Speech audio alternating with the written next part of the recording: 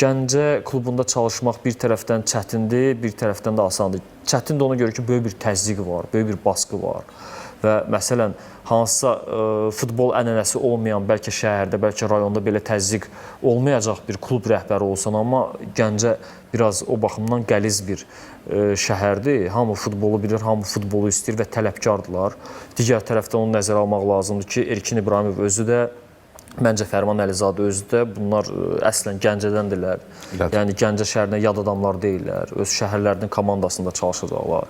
Sadəcə gözləyək, baxaq və yəqin ki, Erkin bəy də yaxşı anlayır ki, Premyer Liqada qalmaq uğrunda mübarizə aparmağı sponsorsuz da eləyə bilib bugünə qədər o tapşırığın öhdəsindən gəlib Kəpəz. Bundan sonra gözləntilər daha yuxarı olacaq. Düzdələ büdcələrini bilmirik, hələ hansı imkanlarla bu işə başlayacaqları da məlum deyil, strategiyalarını hələ açıqlamayıblar.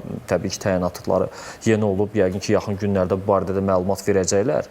Amma dediyim kimi, indi bilmirəm, Avrokuboklar uğrunda mübarizə nə qədər realdır ya deyil, çünki biraz büdcəyə bağlı məsələlərdir və bir anlıq fikirləşsək ki, məsələn, Sabahla Neftçi gələn mövsümə toparlansa, orada Qarabağ, Zirə, Turan Tovuz və Araz Naxçıvan kimi komandalar da var. Yəni 6 güclü olan kollektiv var.